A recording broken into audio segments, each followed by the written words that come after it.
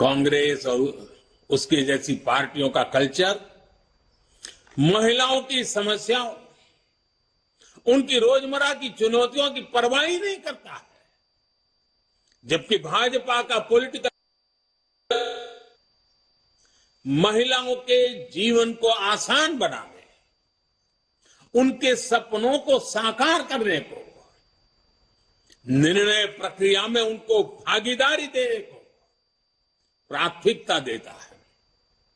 इसलिए आज के युवा हो या फिर देश की माताएं, बहनें, बेटियां भाजपा के साथ हम पल पल अनुभव कर रहे हैं। हमारी माताओं बहनों के आशीर्वाद बढ़ते चले जा रहे हैं, जुड़ाव महसूस करती हैं, अपनापन महसूस करती है। इसलिए आज ये सभी भाजपा के साथ कंधे से कंधा मिलाकर चल रहे हैं। साथियों, आज स्थापना दिवस के इस शुभ अवसर पर हम सबके लिए अपने सपनों को, अपने संकल्पों को, मां भारती की सेवा के लिए समर्पित अपने हर कार्यकर्ता के जीवन को देखते हुए बहुत सी बातों को बार बार समझने की आवश्यकता होती है। 2014 में जो हुआ वो केवल सत्ता परिवर्तन नहीं था। 2014 में भारत के लोगों ने भारत के पुनर्जागरण की नई यात्रा का शंखनाद कर दिया है।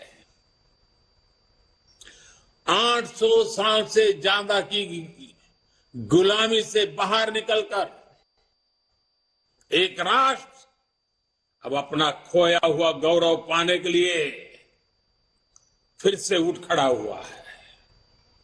और इस प्रक्रिया में दशकों से चली आ रही बुराइयां, चुनौतियां धीरे धीरे कमजोर पड़ती जा रही है। अब देश पंच प्राणों की शक्ति से आगे बढ़ रहा है। साथियों, सन 47 में अंग्रेज भले चले गए, लेकिन जनता को गुलाम रखने की मानसिकता यहीं पर कुछ लोगों के जहन में बो करके चले गए, यही छोड़ गए थे। इसलिए आजादी के बाद के वर्षों में देश में ऐसा वर्ग खूब फला फूला जो सत्ता को अपना जन्मजात हक समझता था। इन लोगों की बादशाही मानसिकता ने देश की जनता को हमेशा अपना गुलाम माना। 2014 में इस दबे कुचले शोषित वंचित वर्ग ने अपनी आवाज बुलंद की। बादशाही मानसिकता के लोग इस वर्ग की आवाज सुनने की तो बात छोड़ दीजिए, पल पल कुचलते रहते थे। इसलिए हमारी सरकार के पहले कार्यकाल में ही बादशाही मानसिकता वाले इन लोगों ने इन शोषितों, वंचितों, दलितों, पिछड़ों कोई मौका नहीं छोड़ा उनकी मजाक उड़ाने में। हर पल उनकी मजाक उड़ाते रहे। हमारी योजनाओं को, हमारे कार्यक्रमों को निम्न स्तर का बताने की होड़ बढ़ाई गई। जब मैंने लाल किले से स्वच्छ भारत अभियान की चर्चा की, गांवों को, गरीब को, मेरी माताओं बहनों को इज्जत कर देना, शौचालय की सुविधा देने की बात जब मैंने की, तो यही लोग क्या क्या नहीं कहते थे। जब मैंने डिजिटल इंडिया की बात की तो इन्होंने अपनी ताकत, पूरी ताकत उसे खारिज करने में, देश के लोगों में भ्रम पैदा करने में, निराशा पैदा करने में पूरी शक्ति झोंक दी। ये तर्क दिए जाने वाले और ये कहने लगे देश में बड़ी आबादी अनपढ़ है, अनजान है, वो कैसे डिजिटल इंडिया का लाभ ले पाएगी। साथियों, जब हमारा मजाक उड़ाकर ये सफल नहीं हुए तो बादशाही मानसिकता वाले इन लोगों की नफरत और ज्यादा बढ़ गई।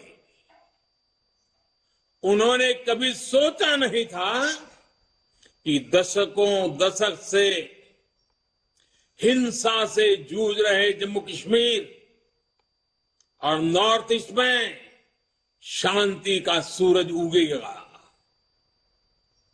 इन्होंने कभी कल्पना भी नहीं की थी कि आर्टिकल 370 कभी इतिहास हो जाएगा। जो काम दशकों तक सरकार चलाने वाले नहीं कर सके, वो काम भाजपा सरकार कैसे कर रही है, ये इन्हें पच नहीं रहा है। इसलिए नफरत से भरे हुए लोग आज झूठ पर झूठ बोले जा रहे हैं।